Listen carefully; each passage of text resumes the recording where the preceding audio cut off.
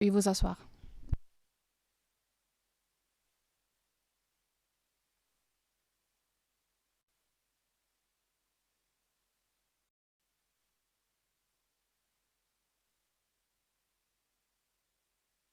Duterte est maintenant ouverte. Je souhaite la... Good morning. I would like to welcome everyone inside and outside of the courtroom. Now, before we start with today's initial appearance, I would like to remind you that the Chamber has authorized video recordings and the taking of photographs. Please go ahead.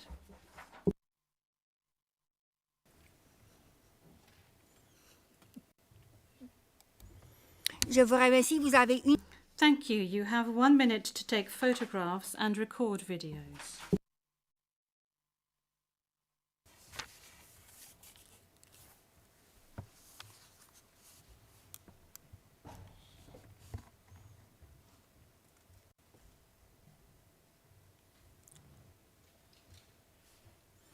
Merci beaucoup.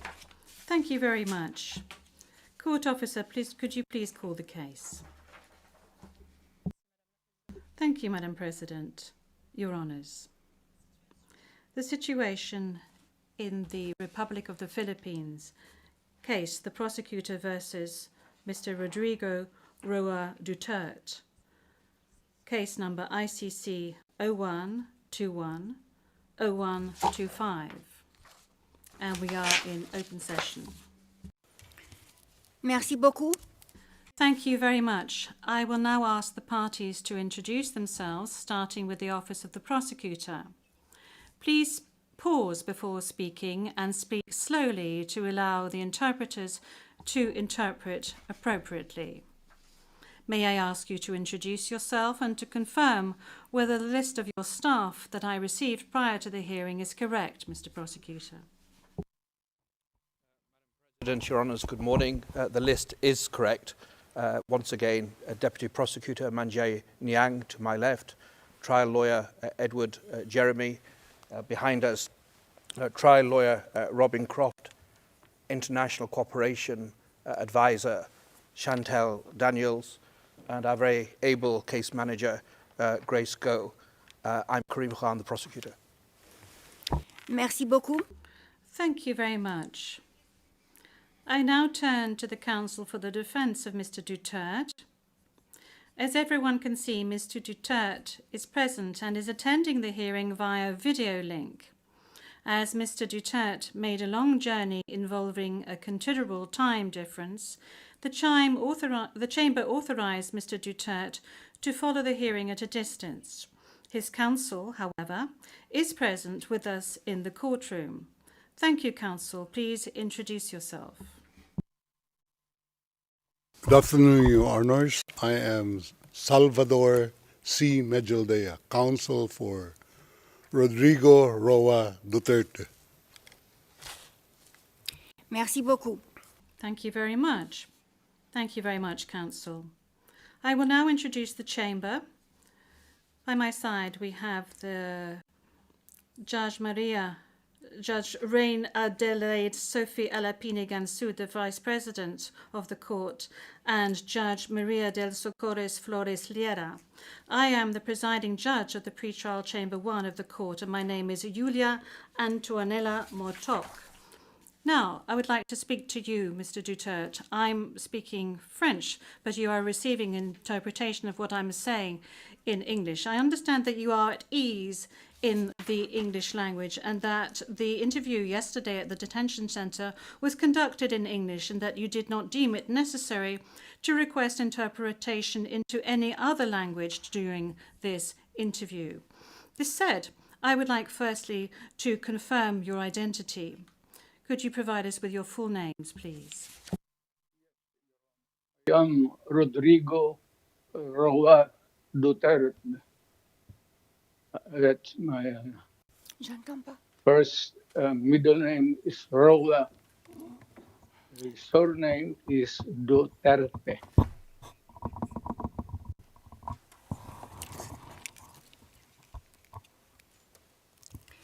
Merci beaucoup. Thank you very much.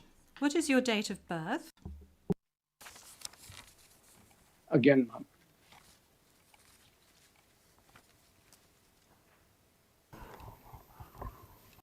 Can we request that the question be repeated?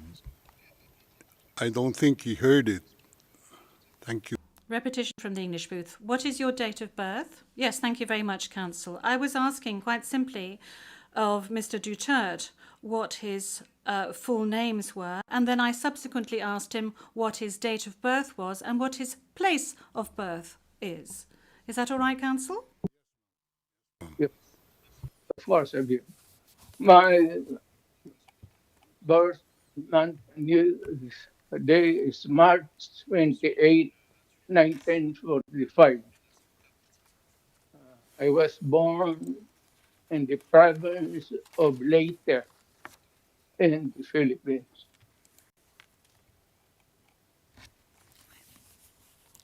Merci beaucoup. Thank you very much. As a preliminary point. Very well. Thank you, Mr. Duterte.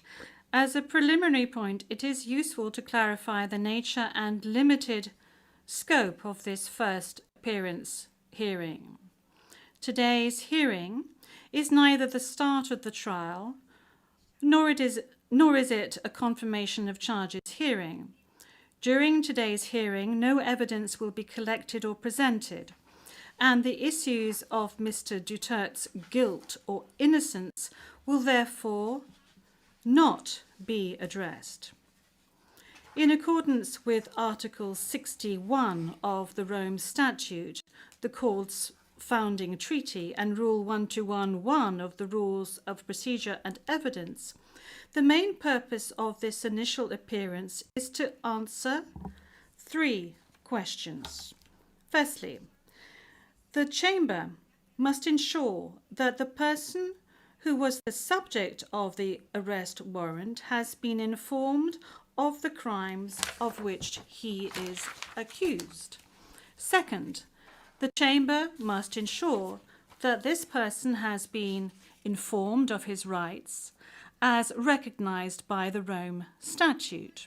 Third, the Chamber must set a date on which it intends to hold a confirmation of charges hearing. The Chamber notes that your counsel, Mr. Duterte, filed 2 motions, one in relation with today's hearing, and you may be aware that these 2 motions have not been accepted by the Chamber because of the nature of today's hearing. No further discussion on the matter is necessary during this hearing because, as I said at an earlier stage, the aim of this hearing today is to introduce the parties and to ascertain the charges and to set a date for the confirmation of charges hearing at a later stage. With regard to the first point, I recall that Mr. Duterte has received a copy of the warrant for his arrest and that a redacted version of the prosecutor's application for the issuance of the warrant of arrest is public. I will now ask the court officer to read the charges against him. The charges will be read in English. Please, over to you, Madam Courtroom Officer. Thank you, Madam President. Your honours. On 7 March 2025, Pre-Trial Chamber 1 concluded that there were reasonable grounds to believe that Mr. Duterte is criminally responsible pursuant to Article 25(3)(a) of the Rome Statute as an alleged indirect co-perpetrator for the crime against humanity of murder pursuant to Article 7(1)(a) of the statute as follows. A. Murder of at least 19 persons, allegedly drug pushers or thieves, killed by members of the Davao Death Squad in various locations in or around Davao City, Philippines between 2011 and 2016. B. Murder of at least 24 persons, allegedly criminals, such as drug pushers or thieves or drug users, killed by or under the supervision of members of the Philippines law enforcement, sometimes with the assistance of persons who were not part of the police, at various locations in the Philippines between 2016 and 2019. Merci beaucoup, Madame la... Thank you, Madam Courtroom Officer. Mr. Duterte, I'm not going to ask you to stand up because I know your condition, so I'm going to allow you to remain seated. You have just heard the reading of the charges, which are in accordance with the content of the arrest warrant you received. This means that you have been informed of the crimes of which you are accused. And this concludes the examination of the first point mentioned above. I will now turn to the second point, which concerns your rights as a suspect before this court. I will summarize some of these rights, which are of particular importance at this stage of the proceedings. Those rights are as follows. You can benefit from the assistance free of charge of a competent interpreter and benefit from the necessary translations to meet the requirements of fairness. You have the right to have the time and facilities necessary to prepare your defence and to communicate freely and confidentially with the counsel of your choice. You have the right to remain silent, and you cannot be forced to testify against yourself or to confess guilt. You can also make statements in your defence without taking an oath.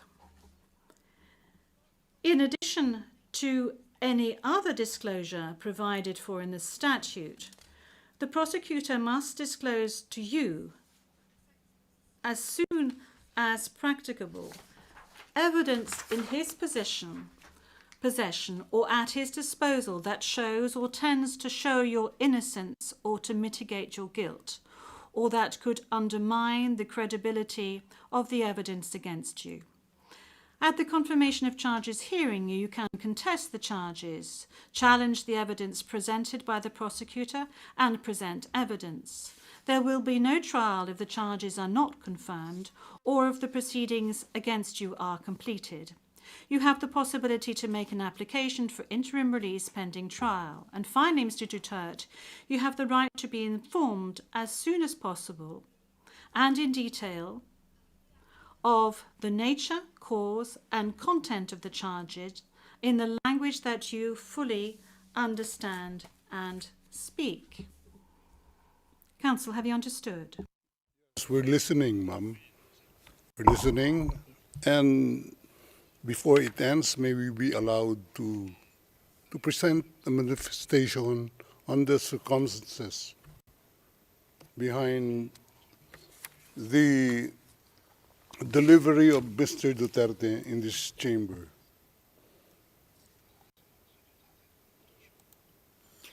Oui, Maître, je dois d'abord demander... Yes, counsel. This is as part of the procedure. And as we've said since the very outset, I need to ask Mr. Duterte himself to make observations as to the condition of his surrender to the court and the conditions of his detention at the detention facility of the court since his arrival. If he can please tell us these details. Thank you. Can I... Oui, Maître. Oui. The presiding judge. Yes, counsel. Please. 2 days ago, the whole world has witnessed the degrading fashion in which a former president of a sovereign country was bundled into a private aircraft and summarily transported to The Hague. To us lawyers, this would be called an extrajudicial rendition. To the less legally inclined, it was a pure and simple kidnapping. My client was denied all access to the legal recourse in the country of his citizenship, and this all in the nature of political score settling. Two troubled entities struck an unlikely alliance, an incumbent president who wished to neutralize and choke the legacy of my client and his daughter on the other hand, and a troubled legal institution subject to delegitimization and desperate for a price cuts and a legal show today on the other hand. With this in mind, it is not surprising that my client was abducted from his country. ICC private jets do not drop out of the thin air.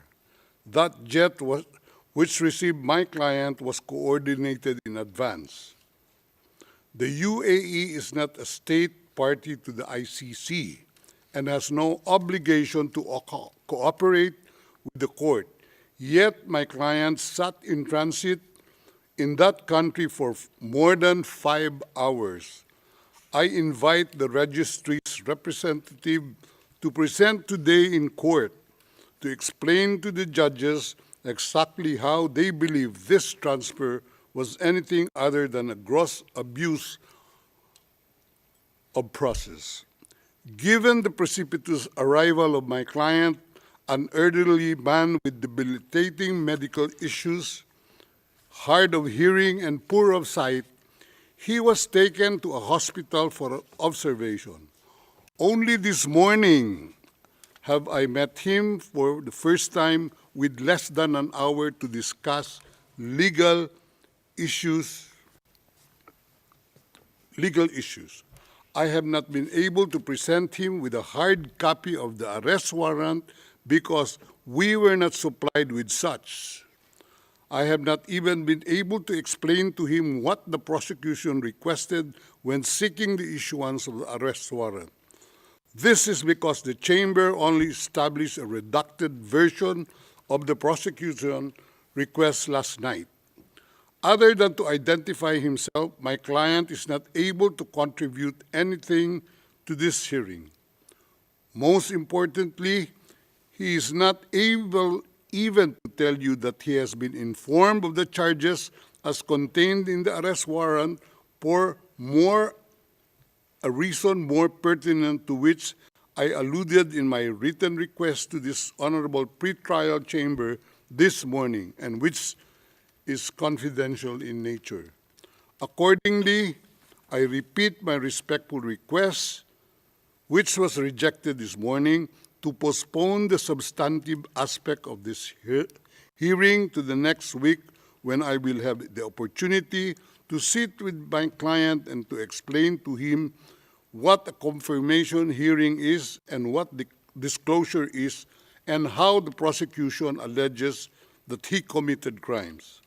I thank the court for its attention and regret to say that I do not have instructions to continue my submission any further today. Thank you.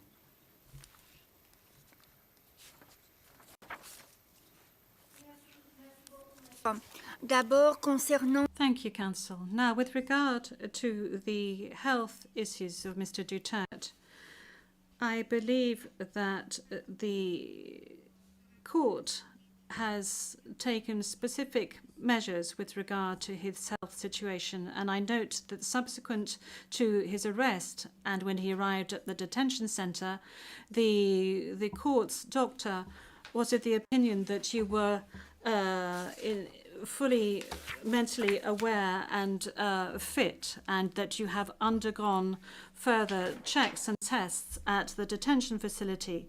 And when you broached health matters, that's saying that you were not able to come to the hearing, the doctors who consulted with you were of the opinion that Mr. Duterte was not in a position to come to the hearing physically, but that if he gave a written permission, he would be able to take part via video link. Now, that is with regard to the health matters that you just mentioned. they are very important, especially concerning the matter of age. Now, with regard to the rights of Mr. Duterte, we have before us the registrar's or the registry's report that says that Mr. Duterte has been informed of his rights, including Articles 66 and 67 of the Rome Statute, and that that he is aware of his rights and that he is also aware of the charges against him. We have before us the report of the registry saying that he was also aware of the warrant of arrest in the English language and that he is very well versed in the English language. Once again, you have the possibility of these charges being read in English, which was the case today. I have read to you in the French language the rights that he has, Mr. Duterte, before this court, and I'd like to specify once again that this is an initial hearing. In order for Mr. Duterte to be aware of his rights and the charges against him. And then there will be a full procedure that will unfurl leading up to the confirmation of charges that will enable Mr. Duterte to raise all the matters that you have just raised with regard to the warrant of arrest, with regard to the crimes committed, with regards to the charges, and any other matters associated with his arrest, and the matters of jurisdiction of the court. You have the opportunity to do this throughout these proceedings leading up to the actual confirmation of charges hearing. Now, counsel, with regard to your request for another hearing to be held next week, well, your initial request, that was, this was not accepted by the court. Now, you have seen the two decisions of the court that have been disclosed to you, and you are aware of the fact that these two decisions were refused. And this is by dint of the fact that this first initial appearance hearing does not need much preparation, as I have said to you on a number of occasions. I am now going to move on to the third stage, which is to set the date for the confirmation of charges hearing. After assessing all factors, including the need for the parties and participants to adequately prepare, as well as Mr. Duterte's rights, including his right to be tried within a reasonable time, the date for the commencement of the confirmation of charges hearing is September the 23rd, 2025. I would add that in accordance with Rule 1217 of the Rules of Procedure and Evidence, this date may be postponed by the Chamber depending on the progress of the proceedings, either on its own motion or at the request of the prosecutor or the defence. Before concluding this hearing, I would like to inform the parties of the next procedural steps. First, I would like to recall that in accordance with Rule 1212B of the Rules of Procedure and Evidence, the Chamber holds status conferences to ensure a small exchange of information under satisfactory conditions. These conferences are organised either ex officio or at the request of the prosecutor or the defence. Secondly, a set of decisions will be taken in a timely manner to ensure that the proceedings progress smoothly and expeditiously. More specifically, I am referring in particular to a decision on the arrangements and procedure for the disclosure of evidence, and a decision setting a timetable for the disclosure of evidence in such a way as to ensure orderly and efficient disclosure between the parties. In this regard, the Chamber orders the prosecutor to begin disclosing today the information on the basis of which the warrant of arrest was issued, and to complete this disclosure no later than within the next 7 days. The Chamber will also issue a decision on the participation of the victims who, according to the statute of the court and to the extent permitted by the Chamber, are authorised to present their views and concerns at this stage of the proceedings. We have come to the end of Mr. Duterte's first appearance hearing. I would like to thank all the participants in this hearing, the interpreters and the stenographers. This concludes today's hearing.